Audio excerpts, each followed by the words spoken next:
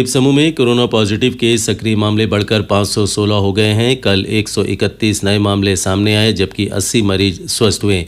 कल जो मामले सामने आए उनमें 2 हवाई अड्डा आगमन का और 129 संपर्क में आए व्यक्तियों के हैं। दक्षिण अंडमान जिले में 91 मरीजों को कोविड देखभाल सुविधा में रखा गया है, जबकि मध्योत्तर अंडमान में 1 मरीज भर्ती है। 424 मरीज होम क्वारंटीन में है। द्वीप समूह में टेस्ट पॉजिटिविटी रेट 1.35% है। कोविड टीकाकरण अभियान के तहत अब तक 18 वर्ष से अधिक आयु वर्ग के लोगों को 6,02,704 टीके लगाए जा चुके हैं। 2,98,755 लोग टीके की दूसरी डोज प्राप्त कर चुके हैं। 15 से 18 वर्ष आयु वर्ग के 18,983 बच्चों को टीका दिया जा चुका है। 4,076 लोगों को एहतियाती डोज दी गई है। कल 636 लोगों को टीका लगाया गया। मुख्य सचिव जितेंद्र नारायण ने चिड़िया टापू से लाम्या बे तक राष्ट्रीय राजमार्ग से जुड़े मुद्दों पर आम जनता और जनप्रतिनिधियों की शिकायतों को प्राप्त कर उसके त्वरित समाधान के लिए एक तंत्र का निजात करने के वास्ते राष्ट्रीय राजमार्ग ढांचागत विकास निगम लिमिटेड के कार्यकारी निदेशक को निर्देश दिया है।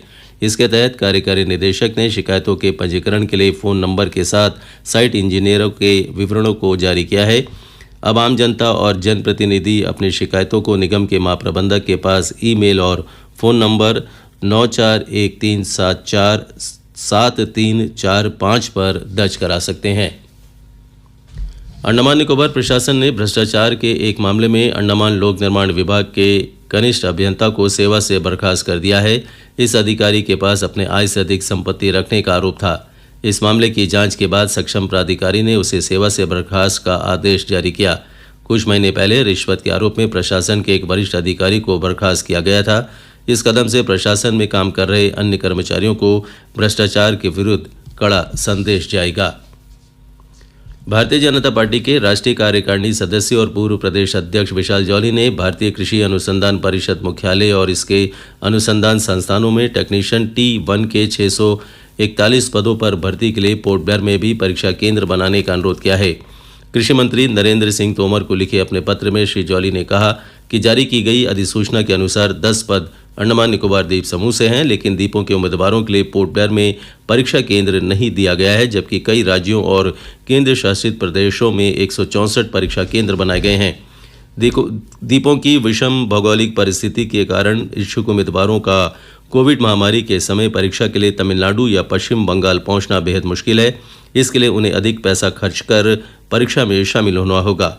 मुख्य भूमि पहुंचने में उम्मीदवारों को हो रही कठिनाई को देखते हुए 25 जनवरी से 5 फरवरी के बीच होने वाली इस परीक्षा के लिए श्री जॉली ने पोर्ट ब्लेयर में ही द्वीपों के उम्मीदवारों के लिए परीक्षा केंद्र स्थापित करने का आग्रह किया है, ताकि द्वीपों के उम्मीदवार भी परीक्षा में शामिल हो सके। दक्षिण अंडमान जिले में जिला प्रशासन द्वारा कोविड उचित व्यवहार का पालन कराने के लिए सभी तहसीलों में एक प्रवर्तन दल का गठन किया गया है।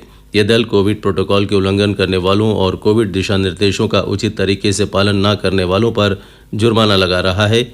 उपमंडलीय मजिस्ट्रेट की निगरानी में अब तक दल ने बाजार क्षेत्रों में 90,000 से अधिक रुपए का चालान किया है और इसे सरकारी खजाने में जमा कराया गया। दक्षिण अंडमान जिला मजिस्ट्रेट ने लोगों से अनुरोध किया है कि कोरोना महामारी पर काबू पाने के लिए वे प्रशासन को अपना सहयोग दें। ग्राम पंचायत मनारघाट में ग्रामीण हाट के नज़दीक आज और कल सुबह 9:30 बजे से PUC टेस्ट शिविर का आयोजन किया जाएगा। क्षेत्र के लोग इस सुविधा का लाभ उठा सकते हैं।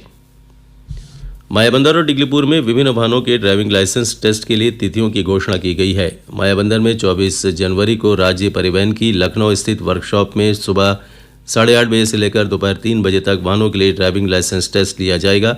सुबह 8 बजे दोपहिया वाहन, 9 बजे 4 पहिया और शाम 3 बजे से भारी मालवाहक वाहन तथा अन्य वाहनों के लिए ड्राइविंग लाइसेंस टेस्ट रखा गया है।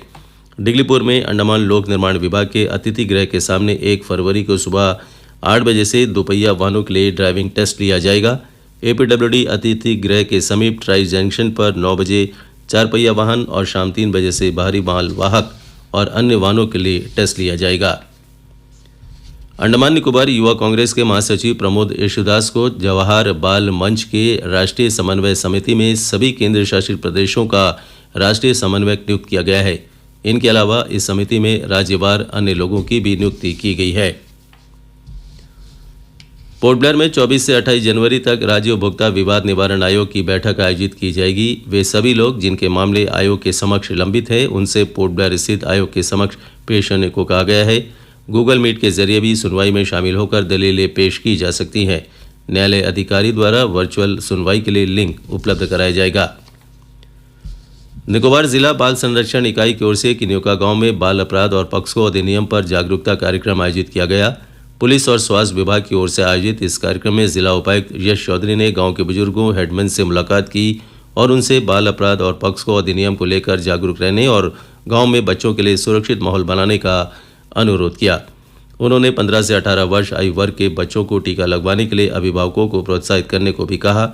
कार्यक्रम के दौरान स्वास्थ्य और पुलिस विभाग के अधिकारियों ने बाल अपराध तथा पॉक्सो अधिनियम के कानूनी पहलुओं तथा स्वास्थ्य संबंधी जानकारी दी। कैम्बल बे और ननकौड़ी देख समूह में भी इसी तरह के कार्यक्रम आयोजित हुए।